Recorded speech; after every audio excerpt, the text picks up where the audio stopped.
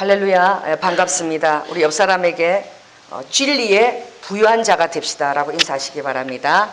진리에 부유한 자가 되십시다. 아멘. 백성은 지식이 없으면 망해요. 여러분이 아무리 예수 그리스도를 사랑한다 할지라도 여러분이 주님에 대한 온전한 지식을 가지고 있지 않으면 사단은 여러분을 언제나 미혹시킬 수 있습니다. 많은 이단들이 끝이 조금 다르지요. 그러나 그들이 진리에 대한 온전한 말씀에 대한 지식을 갖고 있지 않았기 때문에 그들에게 대적할 성령이 금이 없었습니다. 그러므로 여러분은 말씀을 부지런히 읽고 말씀이 어떠한가 하여 베레아 성도들처럼 날마다 상고하는 자가 되시기를 바랍니다. 그리고 여러분이 받은 성령의 음성이나 그런 음성들을 가지고 이 말씀에 이런 유사한 사례들이 어떻게 있은가를 다 점검해 가면서, 그래서 하나님의 뜻이 여러분을 통하여 온전히 이루어질 수 있도록 여러분 날마다 기도와 그리고 특별히 금식을 원할 때는 금식에 좀 깨어 있으세요. 지금 금식 기도하는 성도들이 별로 없어요. 여러분 한 5시 반에서 6시까지 다 먹고 저녁 6시부터라도 여러분 금식하고 그럼 여러분 날씬해져요. 예뻐져요. 그리고 아침까지 금식하면서 이 저녁 하루에 점심시간 준비하는 데 와서 기도하잖아요. 그렇게 동참하면 하나님 여러분 가정을 얼마나 축복하시겠습니까? 그리고 여러분들이 그의 나라와 의를 구하며 또 선교사를 위해서 중보하게 될 때 여러분의 삶이 얼마나 풍성해지겠어요. 그래서 여러분들이 기도와 금식하는 일에 더 많이 동참해 주시고 또 조연아 목사를 위해서도 많이 여러분 중보해 주셔야 돼요. 여러분 제가 죄송합니다. 많은 중보 기도가 별로 없대요. 그래서 여러분 불쌍히 여기시고 할렐루야. 굉장히 우리 교회가 사단들이 가볍게 볼 수 없는 그런 교회입니다. 그래서 여러분들이 날마다 또 사역하는 또 우리 목사님도 저를 놓고 교통 목사 놓고 많은 중보를 해주시기 바랍니다. 그래서 날마다 하나님 정말 정광석가처럼 뚜렷하게 하나님 말씀을 분별하고 그리고 주님 말씀 같으면 또 번개처럼 또 순종할 수 있는 힘과 능력도 달라고 중보해 주시기를 바라요. 여러분 최근에 8월 24일입니까? 우리 부산에 아버님이 사시는데 거기에 엄청난 폭우가 내렸어요. 시간당 여러분 놀라지 마십시오. 130mm를 완전 물폭탄이에요. 물폭탄. 딱 2시간이에요. 2시간 동안 그냥 130mm를 그냥 물폭탄을 부으니까 막 부산이 그냥 아수라장이 다 나버렸어. 막 도시가 다 주변 물에다 잠기고. 여러분 뉴스를 들어서 알고 있죠. 그리고 그 며칠 사이에 전남 어디예요? 해안에서 여러분 뉴스 보았습니까? 수십억의 뭐가 나타났다? 얘기해 보세요. 메뚜기, 풀무치가 나타나가지고 전남 해안에 그냥 수십만 헥타르를 그냥 그 농사 지은 거 그 다 싹쓸이를 다 해버린 거예요. 여러분 이거 구약에는 일어날 일이에요. 여러분 구약에 하나님이 메뚜기를 보냈습니다. 피개, 이파, 우매 6번째 재앙으로 메뚜기를 보냈어요. 그때 보낸 메뚜기가 이동하는 메뚜기, 무리를 지어서 군대처럼 떼를 지어 이동하는 그 메뚜기가 그 풀무치예요. 출애굽기에 나타난 6번째 메뚜기가. 근데 이번에 전남 해안에서 나타난 그 메뚜기가 풀무치야. 군대식으로 이동하면서 다니는 그 메뚜기죠. 여러분 이 모든 일들이 다 여러분 우연히 일어난 일이 결코 아니에요. 그래서 우리는 이 모든 일에 볼 때에 여러분이 깨어 있으면 주님이 그랬죠. 오늘 저녁에 어떻게 해요? 날이 붉고 그러면 내일 날씨가 어떻게 했다. 너희들이 천지는 분별을 하면서 하나님의 일에는 어떻게 그렇게 너희들이 무디냐라고 주님 예수님이 말씀하셨어요. 여러분 우리는 이 시대에도 하나님 역사 중에 우리 안에 관여하십니다. 할렐루야. 그러므로 특별히 이런 것들을 여러분 그냥 가볍게 넘겨치면 안 돼요. 제가 왜 이것에 관심을 가지기 시작했냐면 세월호가 정확하게 4월 16일입니다. 유대일로 그 6월절이 시작되는 날에 그 일이 일어났어요. 그날 1시간 전에 이 세월호에 대한 것들을 주님이 꿈으로 저에게 다 계시해 주셨어요. 그리고 최초 생존자 수가 147명이라는 것까지 아주 그냥 번개 같은 청정변도 같은 소리로 바다 한가운데서 제가 그 고통, 그 구조당하는데 같이 있었던 거예요. 구조당에 들어올 때 147 주님이 왜 이걸 보여주셨느냐. 이 모든 일들이 우연히 일어나는 것이 아니라는 거예요. 그래서 주님이 말씀하시기는 그들이 다 천국에 있다는 거예요. 왜? 그들이 어린 양으로 주님이 이 한국 교회와 이 모든 것을 회개 가운데 인도하기 위해서 택했기 때문에. 제가 그 말을 듣고 믿기지 않았어요. 왜? 그 어린 생명들이 그래도 너무나 제가 안타까웠어요. 제가 한 목사님을 만나게 됐어요. 그 목사님이 간증을 했습니다. 저 목사 정말 신기한 일이야. 내가 미국에 있다가 3년 전에 들어온 적이 있는데 그 목사님이 한 20억짜리 그 아파트가 2군데나 있어요. 강남에. 아주 부유해요. 근데 그것을 다 놓고 하나님이 한국에 들어왔을 때 어디 가서? 안산에 가서 다른곳 그 주변에 원룸을 얻으라고 그랬대요. 그 가운데 공원이 있는데 매일 나가서 전도를 하게 하셨대. 그때 중2 아이들을 전도를 엄청 했다는 거예요. 근데 그 아이들이 지금 뭐야? 그때 3년 전에 그 전도한 아이들이 이 지금 세월호에 탑승한 아이들이라는 거예요. 그것을 듣고는 소름이 끼쳤다는 거예요. 하나님은 이 일을 이미 계획하시고 알고 계셨다는 거예요. 여러분, 주고받은 자 외에 그것을 누가 알겠습니까? 이 일은 한국에서 회개와 거룩함의 물결이 일어나고 부산에서 5월 25일 날 이제 40만 명의 청년들이 모여서 그것을 기도하고 있을 때에 하나님께서 교회를 깨우기 위한 하나의 어떤 그 심볼인 거예요. 갑자기 졸부처럼 부자가 되어버리고, 그리고 영적인 실력과 그 성품의 그 능력을 다 상실해버리고, 그런 교만한 목을 하나님께서 낮추시고, 할렐루야, 우리 힘으로 아무것도 할 수 없다, 천부의 의지 없으니 이 나라를 위해서 도와주시옵소서. 다시 교회로 성도다이금 주님 앞에 부르짖게 하고 우리의 겸손함을 깨닫게 한 그런 시간인 줄 믿습니다.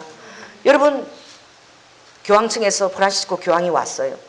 8월 16일 날 와서 일주간 정말 행사를 그렇게 하면서 16일 날 어떤 일을 했느냐, 시복식이라는 행사를 했어요. 그 뭐냐, 그 124명, 그러니까 순교를 했던 그 124명, 그 천주교 때, 조선시대 때 1719년경이라고 그래요. 그들을 다 어떻게 해요? 성인의 반열에다가 올리는 복자를 올리는 그 추대식을 한 거예요. 그 추대식을 하면서 거기 대표되는 그 윤지충이라는 바우라라는, 그때 1790년 이분은 참수형을 당했어요. 그 사람을 대표로 그 이름을 거론하면서 이제 성인 바로 직전에 있는 그 시복식 행사를 하고, 그것을 위해서 여러분 100만 명이 다 참석을 했는데, 놀라운 것은 교회들이 다 왔다는 거예요.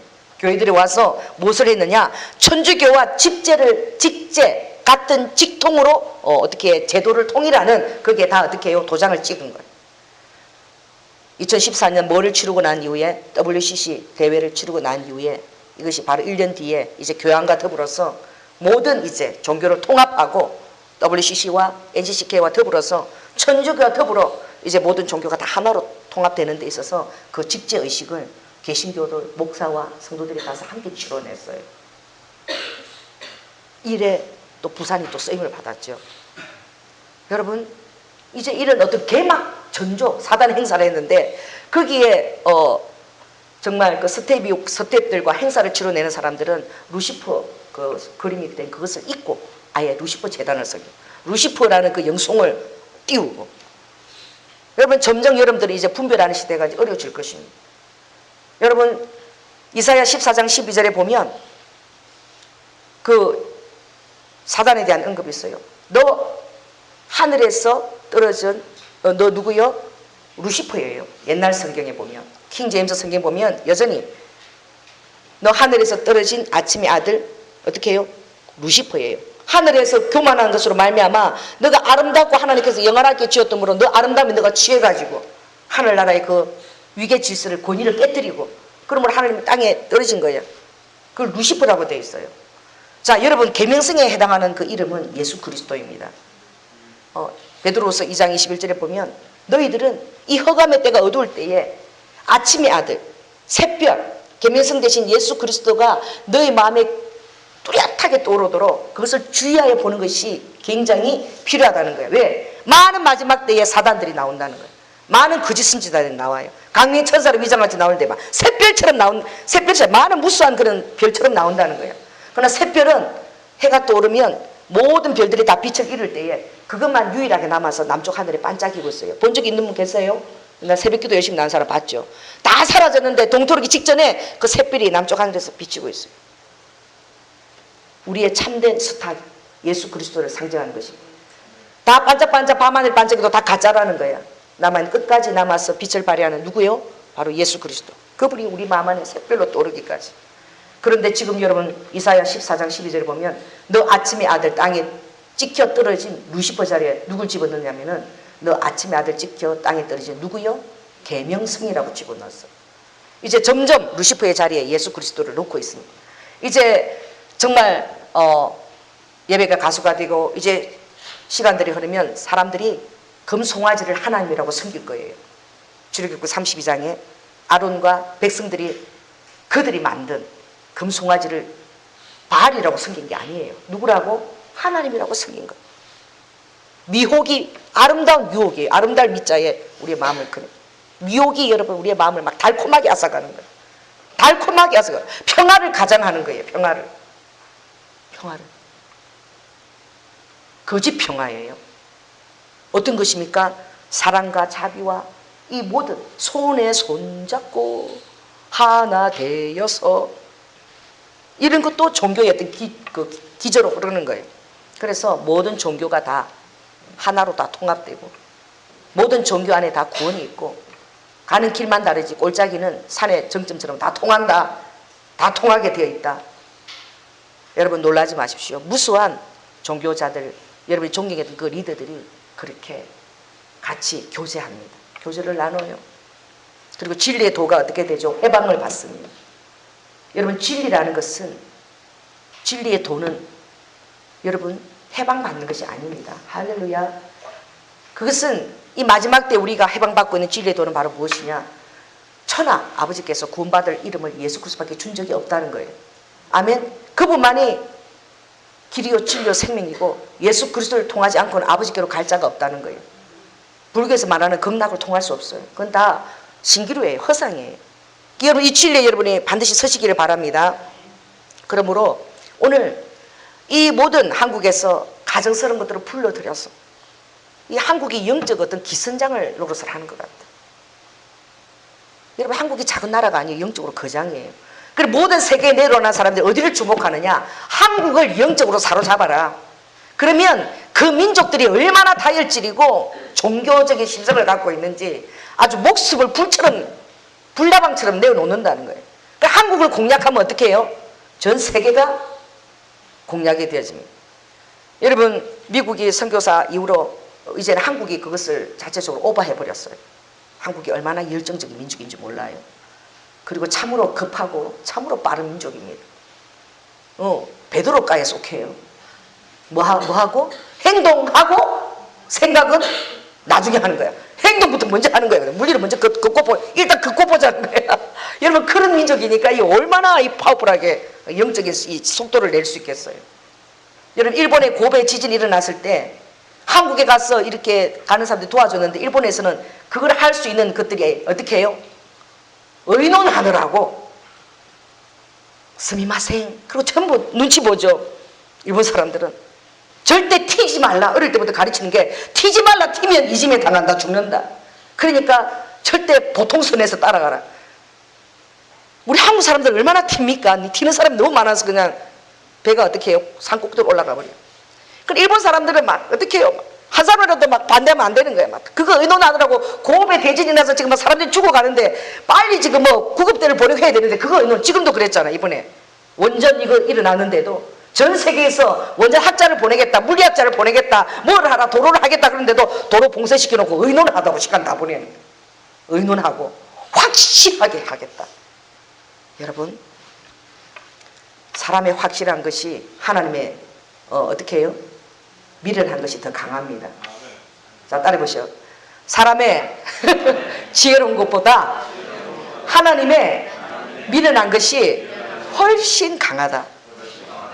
믿으시기 바랍니다. 그래서 오늘 특별히 또 우리가 명절을 맞이해서 이런 우상 숭배로 말미암아 하나님 우리 나라에 지금 사이드를 보내시는 거예요. 여러분 수십만도 아니고 수십억의 메뚜기가 고 윤지충이가 선교반으로 대표 거기를 그냥 바로 공략했어요. 그래서 진짜 말로 진짜 풀무치들이 나타나서 난 한번 석주 전하니까 그냥 수십만 헥타르 그 평야가 다 쑥대밭이 돼버렸어. 부산에 물폭탄이 그냥 같은 시기에 같이 쏘아도 부었습니다. 왜 그 많고 많은 것을 나누고 주님이 해안과 그리고 부산 지역을 공략했는지 여러분이 교훈을 받으시기 바랍니다. 하나님을 깨어있는 자들에게는 보여주세요. 그리고 하나님이 우리 대한민국을 사랑하셔요. 그래서 그렇게 사랑하고 정말 마지막 때 하나님을 정말 사모하는 그 모든 능력과 부와 모든 것을 부었는데 너무나 급속히 지금 배도에 가는 것을 바라보고 하나님이 방관하실 수 없는 거예요. 사인을 보내는. 또 우리가 더 중복이 되어야 될 것은 바로 무엇이냐. 여러분 그 교황이 우리 앞서서 어딜 갔습니까? 여러분 이스라엘을 갔어요. 베들레헴 앞에서 평화 미사회를 했습니다. 그 사람 하는 말이 무엇입니까? 평화라는 것은 어떤 전쟁을 통해서라도 의도된 결과를 산출하기 원한다면 그것이 평화다라고 얘기했어요. 바로 이 꼴은 뭐예요? 전쟁이 평화가 될 수 있다는 거예요. 정당한 전쟁이 있을 수 있다라고. 우리나라에서도 또 어떻게 해요? 평화 미사일을 집전했습니다. 여러분 실은 전쟁의 위험이 또 오고 있어요. 왜? 그 미사일을 집전하고 바로 예루살렘과 팔레스타인의 평화 기도회 끝나고 나서 바로 어떻게 해요? 이스라엘과 가자 지구에 바로 전쟁이 바로 터져버렸어요. 로켓탄이. 우리나라도 그런 것을 할 때에 그 악한 영들 우리나라에 무엇을 불러들일지 여러분 우리 이런 것을 놓고 여러분 중보해야 됩니다. 감히 선포하지는 못하지만 그러나 영적인 그런 다가오는 그 그림자를 보고 우리가 중보해야 될 줄로 믿습니다. 그래서 특별히 여러분 오늘 이 우상의 위험성이 무엇인가? 이 명절날마다 여러분 이것 때문에 여러분 힘들어하죠. 그래서 오늘 좀 교훈을 여러분 확실히 알고 돌아가기를 원해요. 자, 우상이라는 건 무엇이냐? 인격이 없어요. 그야말로 우상이라는 것은 전혀 말하지도 못하고 생각지도 못하고 어떤 능력도 전혀 가지고 있지 않아요. 그것을 뭐라고 얘기하죠? 따라해보세요. 우상의 비인격성. 자, 여러분 좀 죄송하지만 제가 좀 그 페이지를 부르면 여러분 좀 찾아 넘기시기 바랍니다. 자, 이사야 44장을 펴는데요. 1021쪽이에요. 1020쪽을 한번 펴시기 바랍니다. 이사야 44장. 우상들이 얼마나 무익한가에 대해서 이사야 44장 1020쪽이에요. 자, 9절부터 한번 읽겠습니다. 9절 한번 읽습니다. 시작. 우상을 만드는 자는 다 허망하도다. 그들의 기뻐하는 우상은 무익한 것이오늘 그것의 증인들은 보지도 못하며 알지도 못하니 그러므로 수치를 당하리라. 신상을 만들며 무익한 우상을 부어 만든 자가 누구뇨? 보라, 그 동류가 다 수치를 당할 것이라. 그 장색들은 사람이라. 그들이 다 모여서서 두려워하며 함께 수치를 당할 것이니라. 자, 12절부터 계속 한번 제가 한 절 여러분 한 절 읽습니다. 12절 시작. 제가 읽겠습니다. 철공은 철을 숯불에 불리고 매로 치고 강한 팔로 관림으로 심지어 줄여서 기력이 지나며 물을 마시지 아니하며 곤비하며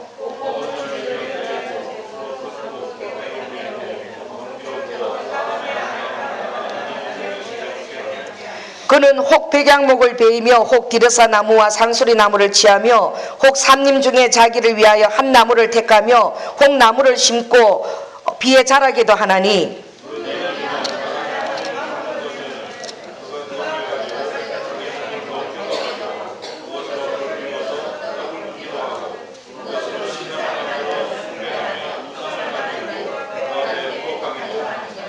그 중에 얼마는 불사르고 얼마는 고기를 삶아 먹기도 하며 고기를 구워 배불리기도 하며 또 몸을 더욱게 하여 일기를 아하 따뜻하다 내가 불을 보았구나 하면서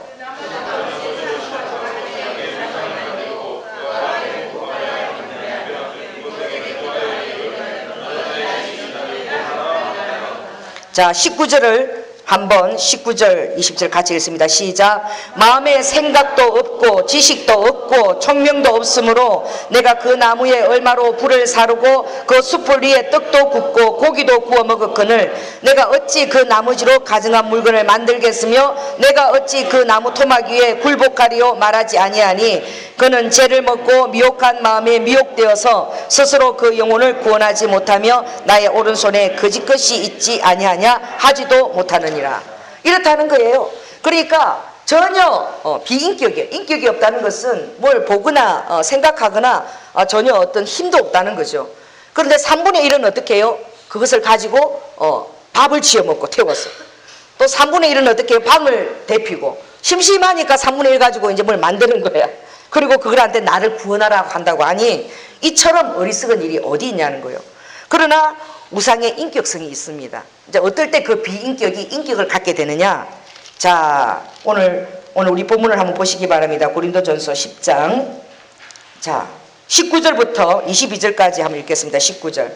자, 시작. 그런즉 내가 무엇을 말하느뇨? 우상의 제물은 무엇이며 우상은 무엇이라 하느뇨? 대저 이방인의 제사하는 것은 귀신에게 하는 것이요 하나님께 제사하는 것이 아니니 나는 너희가 귀신과 교제하는 자 되기를 원치 아니하노라. 너희가 주의 잔과 귀신의 잔을 겸하여 마시지 못하고 주의 상과 귀신의 상에 겸하여 참여치 못하리라. 그러면 우리가 주를 노여워하시게 하겠느냐? 우리가 주보다 강한 자냐? 자, 주님이 우상 숭배를 할 때에 거룩되지만 이것이 또 어떤 영향을 성도에게 가지고 오느냐? 시편 16편 3편에 보면 다른 신에게 예물을 드리는 자는 괴로움이 더할지라. 나는 저희가 드리는 피의 전제를 드리지 아니하며 내 입술로 그 이름도 부르지 않으리라. 아버지가 우상에게 드려진 그 심령에게는 그 자녀 이름조차도 부르기 싫어하는 거예요. 그리고 그 우상에 참여하게 되면 내 삶에 뭐가 온다는 거예요? 괴로움이 온다는 거예요. 그럼 이 인격도 없는 비인격적인 이 우상이 어떻게 그런 것을 우리에게 괴로움을 끼치거나 아버지가 우리를 이름을 부르기도 싫어하게끔 만들 수 있느냐? 그것은 우리가 그것을 어떻게 해요? 섬기는 그 순간 그게 뭐가 깃든다는 거예요. 귀신이 들어와 산다는 거예요. 이걸 만들어 놓고 어떻게 해요? 이것을 우리가 이것은 그냥 나무 토막에 불과해요. 그럼 이것을 우리가 어떻게 해요? 하나님의 어떤 상징성으로 의미를 부여할 때에 이것이 거룩함의 의미를 어떻게 갖게 되는 거예요. 성물이 되어지는 거예요. 할렐루야. 그런 것처럼 그들이 나무로 짓고 만들어 놓고 거기에다가 신적인 의미를 부여해버리면은 그게 영물이 깃든다는 거예요. 귀신이 깃든다는 거예요. 그래서 여러분이 제사를 천주교에서는 그거를 드려도 좋다라고 인정해요. 그 천주교는 아예 그냥 타협을 해버렸어요. 주초, 담배와 술은 그나마 제쳐놓더라도 꼭 구원에 해당하는 것은 아닐지라도 그러나 제사를 드린다는 것은 그 부모 이름 위에다가 뭘 쓰냐 보시기 바랍니다. 신위예요. 신위. 그 뭐예요? 부모 이름에 그 위에 귀신 신자를 올리는 거예요. 그렇게 되면 실은 제사를 드릴 때에 귀신들이 다 와요. 그 제사 상위에 어떻게 해요? 귀신들이 와서 제가 주님이 그때 그것을 보여준 적이 있는데 우리 제사 드리는 우리 집에 갔을 때에 제가 눈을 떴는데 우리 방 안이 너무 흑암이 들어와서 아무도 안 보여요. 사람이 막 제사 음식 갖다 놓고 왔다 갔다 하는데 그 사람 얼굴이 안 보일 정도로 흑암이 쫙 있는 거예요. 그래서 무슨 안개 속에서 사람을 보는 것 같아. 근데 그때 처음 제가 그걸 봤어요. 영적 세계를. 그때 우리 오빠가 그 제사를 드리겠다고 이제 탁 무릎을 꿇고 그 안에서 하면서 절을 하고 술잔을 붓는 그 모습을 보여주는데 잘 안 보여. 저게 누군가 그러는데 주님이 오빠라 그러더라고요. 근데 우리 집에 이제 구원의 역사가 일어나고 제가 기도를 대적기도 많이 했더니 누가 왔느냐? 예수님하고 사도 바울이 왔어요. 나는 바울이 대머리인 줄 그때 알았어. 왜? 그때 제가 집사 때 대머리가 왔어. 그런데 눈이 너무나 깊고 잘생겼어요. 그래서 저 사람이 누군가 그랬더니 예수님이 바울이라 그러더라고요. 그러더니 딱 와더니 우리 그 장손이죠. 우리 오빠죠. 오빠 머리에다 딱 손을 얹는 거야. 예수님이. 그러면서 저를 보면서 예수님이 웃더라고요. 이 얼마나 미련하냐 이제. 아무것도 모르는 이 귀신한테 이 귀신들이 뭘 줄 거라고. 그래서 제가 그것까지 봤어요. 그래서 우리 가정에 구원이 이제 임하겠구나. 지금 예수를 다 믿고 있습니다. 우리 할머니가 모셨는데 우리 할머니가 평소에는 힘이 없고 다 죽어 가시다가 아주 귀신 오는 날 되면은 우리 할머니가 완전히 그냥 어떻게 해요? 막 그냥 헐크처럼 변해. 오빠이처럼.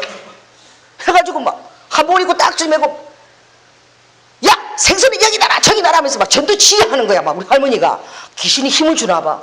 평소에 하면서 다 죽어가는 할머니가 그때부터 발작 일어나가지고 연하에 지금 옥상에 가서 빨래줄 걷어라! 그래서 나 빨래줄 걷는 거 했어요. 그래서 빨래줄 나는 왜 걷냐니까 귀신이 올 때 그 빨래줄을 통과를 못한대. 그래서 나 그때 어릴 때도 할머니 시키니까 걷으면서 아니 빨래줄도 통과 못하는 그 한테 왜 철을 하나 내가 그랬어요. 속으로 다 그들에 귀신 올 때 다 걸린다는 거야. 아이고 영통한 신이면 그런 거 다 통과해야지. 근데 말을 안 해서 어릴 때 이상하게 생각했어요. 빨래줄도 통과 못하는 것이 무슨 능력 있다고. 그런데 여러분 그 인격을 부여할 때에 그들이 귀신들을 다 끌고 오는 거예요. 그리고 그 가정이 어떻게 해요?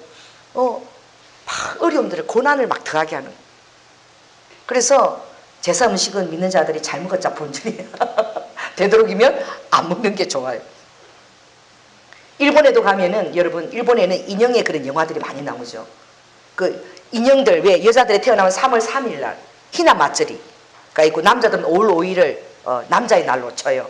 3월 3일 희나 맞절이 때에는 그 어떤 우리 나라마다 하나님께서 구속에 대한 그런 유비성을 주셔요.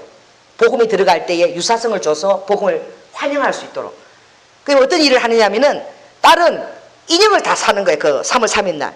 그리고 강가로 가는 거예요. 그럼 어떻게 합니까? 그 인형 머리 위에 딸 따르는 거는 이 딸의 죄가 누구에게 갔다? 인형에게 다 갔다. 그리고 인형을 어떻게 해요? 물에다가 띄워 보내는 거예요. 그리고 띄워 보내기도 하고, 또 그거 하고 나서 또 그것을 그런 어떤 상징으로 또 집에다가 다 이렇게 단 위에다 딱 그걸 갖다 놓기도 해요. 여러분, 그게 그냥 얼마 들지 않아, 미천은. 그런데 거기다 귀신이 들었다고 의미를 부여하기 때문에 그게요, 수천만 원짜리 인형도 있어요. 그리고 부자들은 일부러 돈을 많이 내는 거야. 막 그 신적인 그 자기의 그 공경심이야. 그래서 하여튼 10만 엔부터 시작해서 한 우리나라 돈으로 1000만 원까지 가는 인형들이 있어요. 왜 그렇습니까? 거기다가 그 인격을 부여하기 때문에. 여러분, 그런 것입니다. 그래서 그 인격이기 때문에 우리가 그렇게 하고 절을 하거나 섬길 때에는 반드시 어떻게 해요? 우리의 그 모든 것이 귀신하고 교제하는 것이 되어버리는 거예요. 아버지는 우리가 귀신과 교제하기를 원치 아니하세요. 그래서 우리는 그랬죠. 아버지 죄송하고 사이가 하나밖에 없지만 우리는 제삿날 못 내려갑니다. 딱 그렇게 선포했어요. 그리고 아버지, 우리는 방학 때 따로 내려가서 며칠간 이렇게 맛있는 거 사드리고 모시겠습니다. 제사 때는 절대 안 가겠습니다. 처음에 되게 서운해 하셨죠. 삼촌들이 6명의 삼촌들이 있어요. 기라성 같은 유도하는 삼촌도 있어요. 저기 시집 가더니 저게 미쳤다고, 조상도 모르고. 우리 어머니 돌아가시는데 위암으로 돌아가시는 날 천국으로 입성을 하셔서 제가 너무 기뻐서 웃고 다니니까 저기 미쳤다고. 엄마 돌아가신 날 저기 해불쩍 웃고 다닌다고. 너무 고통스럽게 있다가 가시니까 너무 좋아가지고 제가 막 웃고 다녔거든요. 천국 가신 것도 주님 저에게 보여주셨으니까. 여러분, 그렇습니다. 믿음은 이 모든 것들을, 세상 사람들의 그런 모든 그 상징성을 초월해버려요. 그리고 우리 안에, 진리 안에 있을 때에 자유함이 있고 참된 평강이 있는 것입니다. 여러분, 주님이 그 상을 너희들이 대해서 먹지 마라 그랬어요. 귀신의 상에 참여한다고 그랬어요. 그럼 어떻게 해야 되느냐? 부모 안에 화목도 해야 되고 교제도 해야 되는데, 그럼 어떻게 해야 되느냐? 이제 우상의 제물을 다루고 있는 것이죠. 자, 우상의 제물은 주님이 첫째 뭐라고 했냐면 9장을 한번 보시기 바랍니다. 자, 9장 좀 앞에 넘겼어요. 자, 7절. 9장 7절 한번 읽으시기 바랍니다. 시작. 그러나 이 지식은 사람마다 가지지 못하여 어떤 이들은 지금까지 우상에 대한 습관이 있어 우상의 제물로 알고 먹는 거로 그들의 양심이 약하여지고 더러워지느니라. 고린도전서 9장 7절입니다. 9장 7절. 어떻게 된다고요? 우상의 제물은 알고 먹는 거로 어떻게 해요? 그들의 양심이 약하여지고 더러워지느니라. 알고는 안 먹는 게 낫다는 거예요. 알고는 절대 되도록 먹지 말라는 거예요. 왜 그렇습니까? 우리 양심이 악하여지고 그 우상을 먹게 될 때에 더러워진다는 거예요. 왜? 먹을 때에 그것을 턴다고 뭐가 들어간다? 영적인 귀신의 인격성이 그 안에 들어갈 수 있다라고 주님이 말씀하시는 거예요. 고린도전서 11장 29절에도 그런 말씀이 있어요. 주의 몸을 분변치 못하고 먹고 마시는 자는 자기의 죄를 먹고 마시는 것이라. 이러므로 너희 중에 약한 자와 병든 자가 많고 죽은 자도 적지 아니하다. 주의 몸에 그것을 분별하지 못하고 먹고 마시게 될 때에 우리 안에 그런 질병이 들어온다는 거예요. 귀신들이 그걸 아까 괴로움을 더하여 준다 그랬죠. 그다음 뭐가 들어오는데 병드는 자가 있고 더 심하면 죽음에까지 이르는 자도 있다는 거예요. 이게 고린도전서 11장 29절에 있는 말씀이에요. 그런데 주님께서 오늘 어떻게 말씀하시죠? 그러나 자 28절을 자 읽겠습니다. 자 27절 28절 한번 읽어보겠습니다. 시작. 불신자 중 누가 너희를 청하매 너희가 가고자 하거든 너희 앞에 무엇이든지 차려놓은 것을 어떻게 해요? 양심을 위하여 묻지 말고 먹어라. 어떤 이렇게 개인적인 제삿날이 있죠. 그러나 갔을 때 어떤 모르지만 그 차린 음식을 갖고 냈다는, 내가 모르는 거예요. 모르고 있을 때는 땅과 천지에 충만한 것이 하나님 것이므로 모르고 먹는 것은 괜찮다는 거예요. 그러나 알고는 먹게 되면 어떻게 해요? 나무도 이 비인격일 때는 괜찮아요. 그러나 이것을 인격을 비해서 알 때는 이게 귀신이 되는 거예요. 그것처럼 음식도 모르고 먹을 때는 감사함으로 먹어도 전혀 상관없다는 거예요. 그러나 우상의 제물인 것을 알고 먹게 될 때에는 양심이 더러워지고 괴로움이 들어오고 약한 자와 병든 자와 죽은 자도 있게 된다는 거예요. 할렐루야. 그래서 28절 다시 읽습니다. 시작. 누가 너희에게 이것이 제물이라 말하거든 알게 한 자야 및 양심을 위하여 먹지 말라. 아버지께서. 왜? 연약한 자들이 우리가 그 제사에 대한 제물을 먹는 것을 보고 나중에 그 사람이 예수를 믿더라도 그가 똑같이 그 짓을 어떻게 된다는 거예요? 아무 끓이지 않고 제사 음식을 그냥 막 먹게 된다는 거예요. 그러니까 연약한 자의 양심을 위해서도 그것을 알게 한 자 앞에서는 먹지 않는 것이 낫다는 거예요. 아, 미안한데 이거 제사 드렸던 음식인데 그러면 안 먹는 게 낫다는 거예요. 그리고 그 사람이 그것에 의미 부여하는 것을 보고 나중에 그 사람이 주님 앞에 돌아왔을 때는 어떻게 해요? 그 사람도 그런 의미를 부여하게 할 줄 알게 되고 거기에 대해서 경계심을 갖게 된다는 거예요. 여러분, 그러므로 주님께서 어떻게 해요? 자, 왜냐하면 연약한 양심으로 그들이 그런 일을 행할까봐 주님이 먹지 못하게 하는 것입니다. 그러므로 너희들은 항상 자기의 유익을 구하는 자가 되지 말고 남의 유익을 먼저 생각하라 그랬어요. 그래서 바울은 어떻게 해요? 내가 어떤 것을 보고 고기 먹는 것을, 고기 먹어도 괜찮은데 그걸 가지고 다른 사람의 양심에 내가 거스림돌이 된다면 나는 두 번 다시 그 고기를 죽을 때까지도 입에 안 되겠다는 거예요. 자유가 있지만 다른 사람의 양심의 덕을 위해서 자기가 그것을 견제하고 안 먹겠다는 거예요. 그러므로 여러분들이 모르면은 묻지 말고 그냥 먹되 알고 난 이후에는 먹지 말라는 거예요. 아시겠습니까? 그래서 양심이 더러워지고 내 안에 안 들어온 것들이 들어와. 그리고 아버지가 기뻐하지 않으세요. 그런데 제가 그것을 행했고 갈 때마다 얘기했어요. 삼촌들한테. 아우 그 귀신들한테 그 왜 하느냐. 할머니도 지금 내가 전도해서 천국 가 계시고 엄마도 다 천국 가 계시는데 왜 그 제사를 드리느냐. 막 그래서 제가 가서 여러분 한 번 얘기하고 두 번 얘기하고 자꾸만 얘기하세요. 할렐루야. 그러면 나중에 지네들도요. 그리고 별로 좋은 일이 안 생겨. 또 이상한 일이 생기는 거예요. 그랬더니 나중에 우리 아버지는 이제 어떻게 되느냐. 하나님이 은혜를 주시면 기도했더니 아버지가 갑자기 눈이 한쪽이 약간 어두워지면서 어떻게 해요? 이거 다 지내지 않겠다고. 제사도 다 가져가라. 그리고 난 눈이 어두우니까 마산 그 제사 가져간 삼촌들이 마산에 살아야 돼. 그까지 나는 못 간다. 딱 이렇게 해서 그 귀신의 그 재단을 아버지가 하나님 다 물리치도록 우리 가정에서 역사해 주셨어요. 그리고 그 전까지는 아버지가 천주교를 다녔어. 그냥 내버려 뒀어요. 왜? 하나님 역사하시거든요. 딱 제사상을 물리는 즉시 하나님이 그 다음 주에 어디를 가게 하시느냐. 저는 우리 한번 박수 쳤죠. 교회를 나가기 시작하셨습니다. 그리고 매일 주일날 교회 나갈 때마다 입은 옷을 저에게 사진으로 보내고 계셔요. 오늘도 이렇게 거룩한 옷을 입고 아빠가 교회 갔다 왔다. 너무 이제 가정까지 깨끗해진 거예요. 그러니까 여러분들이 체면 때문에 세상적인 두려움 때문에 그것을 시시하고 말하지 않으면 첫째 하나님 별로 여러분 기뻐하지 않으세요.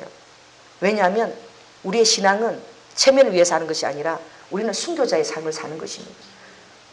우상 숭배를 피하기 위해서 우리는 목숨 내놔야 될 때가 와요. 지금 우리가 그런 세대에 살고 있어요. 그럼 이 주님 오신 이 세대 때는 정말로 여러분이 우상에 대해서는 철저하게 단호하게 대하시기 바랍니다. 그리고 얘기하세요. 좀 서운하더라도 다른 날에 효도를 더 많이 하세요.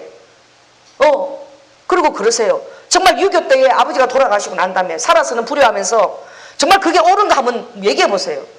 그 6.25로부터 온 거거든요. 그 앞에서 직장도 안 하고 일도 안 하고 그냥 배옷을 입고 3년 동안 3년 상을 치렀으면 대효자다. 지금도 내가 그러면 직장도 안 하고 다 내려두고 그렇게 했으면 좋겠냐고. 그게 무슨 효도야. 그때는 그걸 알아줬어요. 막 1년을 그냥 그 무덤가에 있어서 그걸 치러내면. 그래서 하나님 말씀하시기를 부모에게 효도하라 그랬다. 근데 살아있을 때 효도하라 그랬다.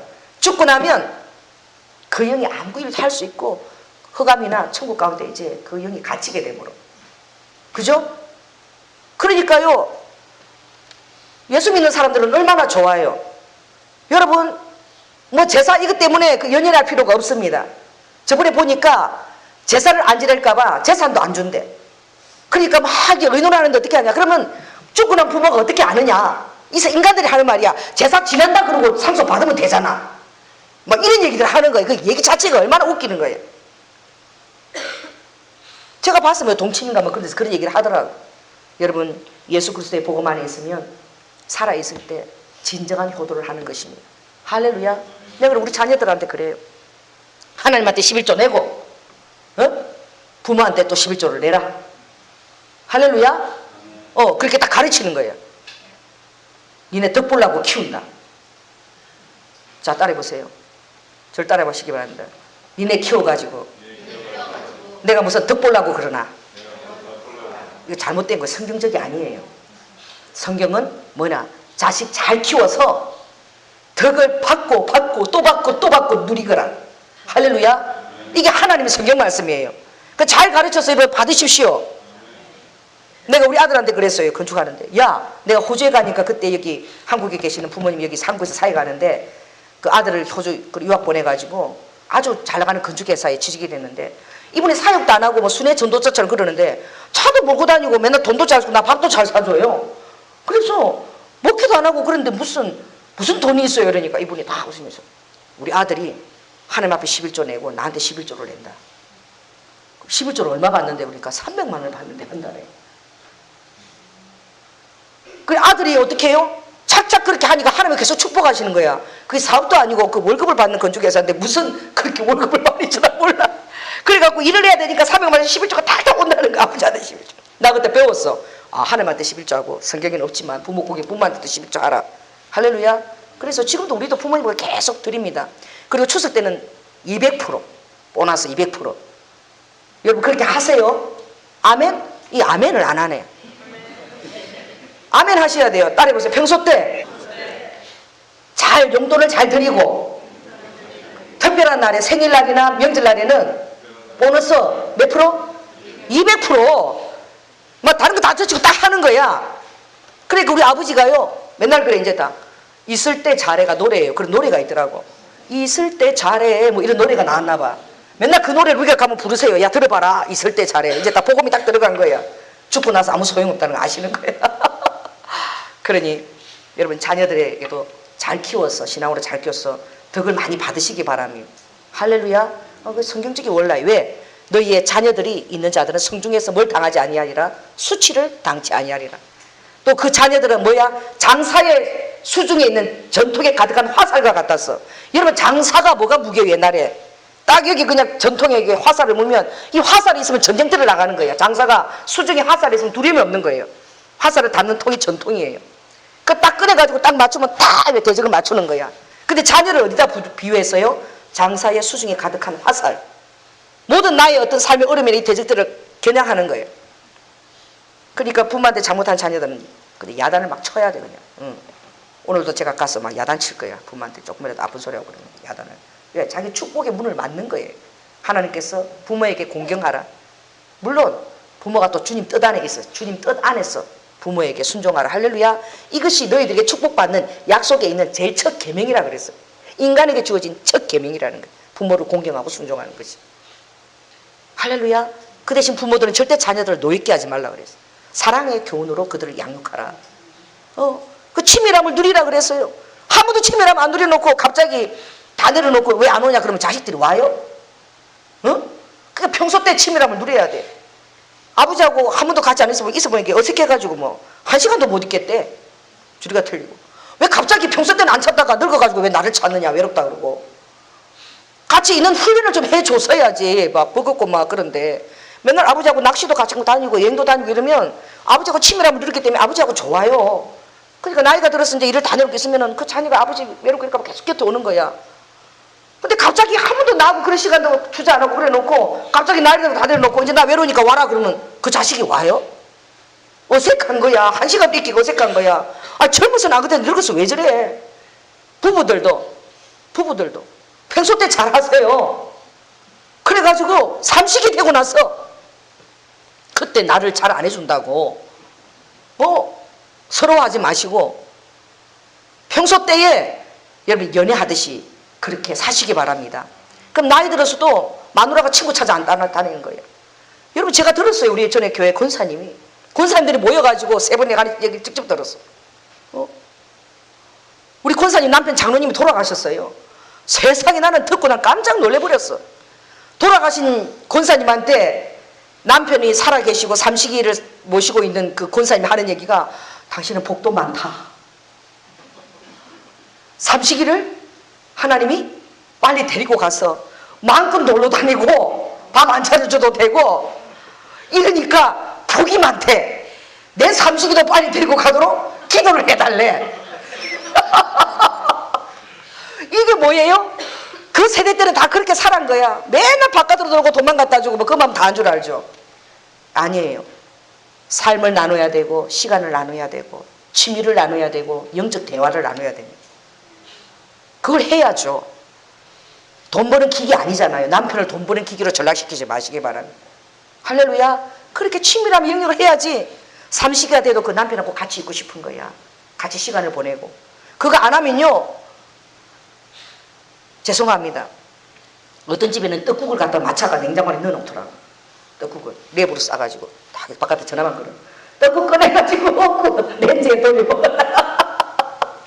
또 어떤 집에는 조금 잘해주는 게 그거 찰떡 있죠. 콩 들어간 거, 시루떡 좀 맛있잖아 그거. 또 그거를 맞춰가지고, 이거 실상 제가 좀 우리 집에도 좀 있었던 일이에요.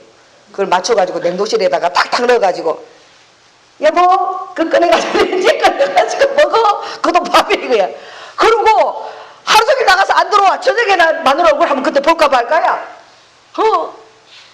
완전 찬밥인 거야. 여러분 평소 때 잘하십시오. 제가 이제 마지막 예화인데 금방 끝내겠습니다. 우리 남편도 한번 교훈을 받은 적이 있어요. 여러분 시부모 모시고 여행 한번 못 가고 레스토랑 한번 못 가보고 커피숍 한번 못 가본 마누라가 뭐 사는 게 시부모 밥 세 끼 차려주는 게 뭐 그렇게 즐겁겠습니까 맨날. 그러는데 제가 막 사는 게 지겨우니까 맨날 그러는, 주님 나 천국 안 데려가시면, 나 좀 천국 데려가라. 내가 이제 그걸 밥으로 다니까 우리 남편이 저를 사랑하죠. 근데 여보 제발 그 얘기 좀 하지 마. 천국 당신 가고 나면 당신은 좋지만 나하고 새끼들 나 어떡하냐. 근데 어느 날 너무 웃긴데 그래서 교보문 가서 책을 사왔어요. 그게 뭐냐면은 남편이 아내가 먼저 죽은 거야. 그래서 그 남편이 아내를 너무 그리워하면서 책을 써낸 거예요. 그래서 이 봐라, 아내가 죽고 나면 남편이 얼마나 힘들고 그리워하는가. 책을 보니까 그 책이에요. 그 아내와 여행 가며 매해마다 봄, 여름, 가을, 겨울 여행 다니는 그 사진들이 쫙 있는 거예요. 그러니까요 남자들이 되게 단순해. 그 책을 보고 그래서 내가, 여보 당신은 내가 죽고 나면 그 다음 날로 다 잊어버릴 거야. 무슨 그런 소리 하네. 왜냐하면 당신하고 나오는 추억이 아무것도 없기 때문에. 거기 보니까 전부 사진이야. 둘이서 어디 가고 우리 남편이 그때 놀란 거야. 그때 깨닫는 거야 남자들은요. 그래갖고 그때부터 보라카이도 여행 가고, 이제 결혼기념일에는 꼭 되도록이면은 좀 무리하더라도 해외를 가고. 할렐루야. 그리고 평소 때는 한 달에 한 번 정도는 연극 내지는 영화를 보고 꼭 외식을 같이 하고. 여러분 가르쳐야 됩니다. 그것도 하나도 안 하고 맨날 삐져갖고 삼식이 되면 빨리 안 죽나 데려가서 그러지 마시기 바랍니다. 그러니까 평소 실력이 여러분 평생을 좌우하는 거예요. 순간의 실천과 선택이 평생을 좌우하는 거예요. 그러니까 남편하고 시간을 보내니까 남편이 사랑스러워져요. 나가라 그래도 안 나가요. 여보 뭐 해줄까? 뭐 해볼까? 또 연하면서 팔짱도 끼고 막 다니면서 남편이 예뻐 보이고 막 그런 거야. 왜? 취미라면 싹 트니까. 그것도 안 해놓고 나중에 있으라 그러면 누가 있어. 다 친구가 더 좋은데. 친구 찾아서 산말리로 다닌다고 권사들이 보면 막. 오늘 어디서 만나자. 저 혹덩이를 언제 줄임이 떼가냐. 네 혹덩이는 떼갔냐? 내 혹덩이는 안 떼갔다. 주먹이도 하자고. 여기 진리가 아닙니다. 그러므로 우리가 삶을 정말 지혜롭게 나눈 자가 되어서 여러분의 삶이 풍성하기를 원하세요. 여러분의 삶이 강건하기를 주님이 원하세요. 행복하기를 원하세요. 그래서 성경에 있는 이 지혜들을 여러분이 나누어서 또 특별히 오늘 우상에 대한 교훈입니다. 우상은 비인격적이지만 또 인격을 가질 수 있어요. 또 우상의 재물이 우리에게 어떤 것들을 끼치는지 알고 여러분이 단호하게 대처하시기 바랍니다. 그래서 이 추수 명절날 이 말씀이 여러분의 귀에서 진리를 알기 때문에 계속 귀에 징징이 울려서 여러분 이것을 따라서 여러분들이 정말 지혜롭게 잘 대처하는 그런 여러분 되시기를 예수 그리스도로 축원합니다.